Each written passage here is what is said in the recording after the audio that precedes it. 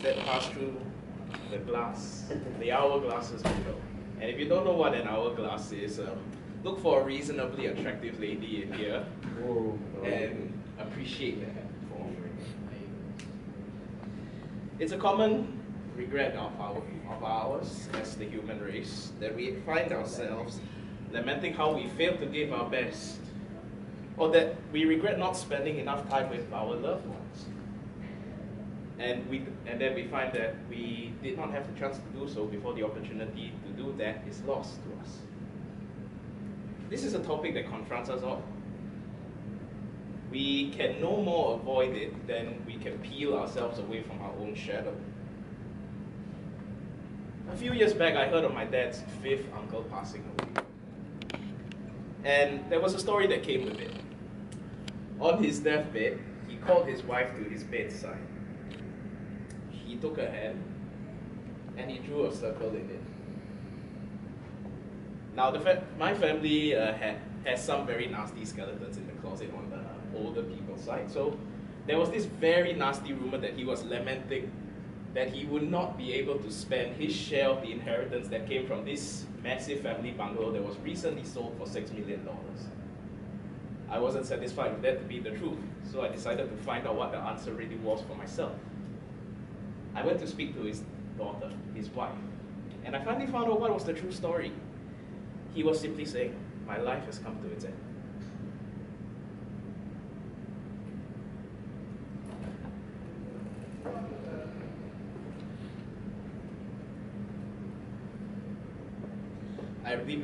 I deeply regret that I was not able to be at his deathbed. His wife and daughter had went out of their way to make it clear to me that he loved me almost as much, if not more, than his own grandson. Because when I used to live in that bungalow, he was just down the corridor, and I didn't appreciate or know it at the time, but he was fond of playing games with me. He would pretend to be this big monster, and I would run, fight him, hide in my room, things like that. Whatever the imagination channel. The last I saw of that man was seeing him as rapidly losing weight. He had to hold his trousers like that. And a shallow husk of a man who was losing his life to heavy drinking and smoking. We can apply an identical cause of death for one of my mother's dear friends, her husband in particular. I even recall the year when I last saw him.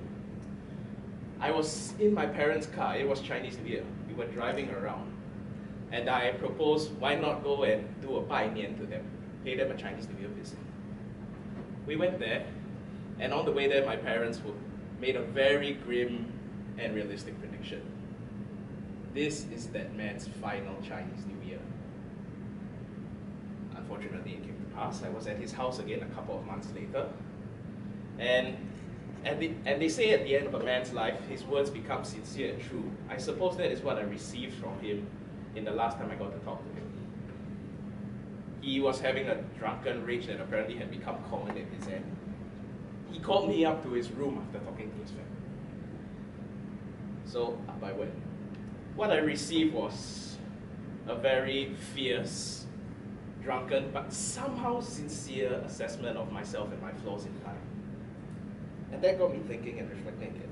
I didn't know what I was taking away from all these.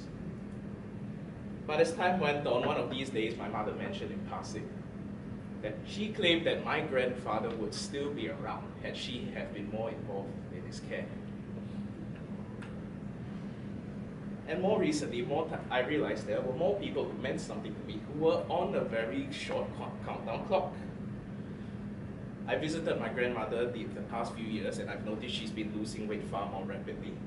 An uncle who regards me as his own son has recently contracted stage 4 cancer. And in the midst of all this, my dad's 3rd uncle lost his life as well. He had an oxygen tank in his house, but apparently he was so bitter at the end of it that despite their efforts, he just kept taking the oxygen mask off, almost as if he had lost the will to live. And my grandmother was quite stricken by the wave of ill news because that uncle who had cancer, his wife had failed to get the news from my grandmother. So I went to see her, for a visit, one of the usual, but she was sad. She didn't want to look at me or to talk to me at all. I just sat there, kept looking at the side. She couldn't seem to focus. So I went back and relayed the news to my dad. And my dad told me, go and buy oyster eggs for her, fried oysters, every week. I found it paradoxical because my grandmother was a heart surgery patient, and I didn't want to put the cholesterol in to risk causing her to have a relapse, but I did what my dad asked me to anyway, and I was surprised. I went to see her that day with the oyster eggs, and she was happy because simply I had brought her that dish she wanted to eat so much.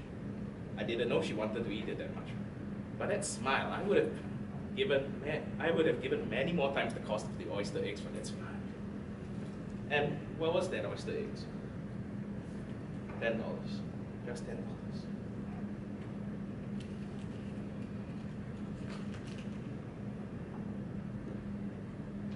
I finally understood why. I would have loved to see her smile like that every time I visit.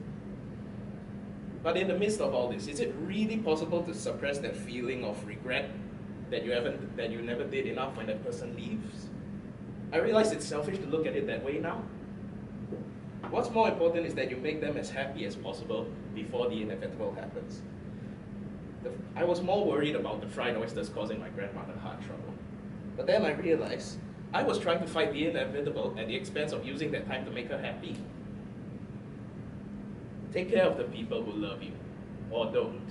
It's your choice. Thank you.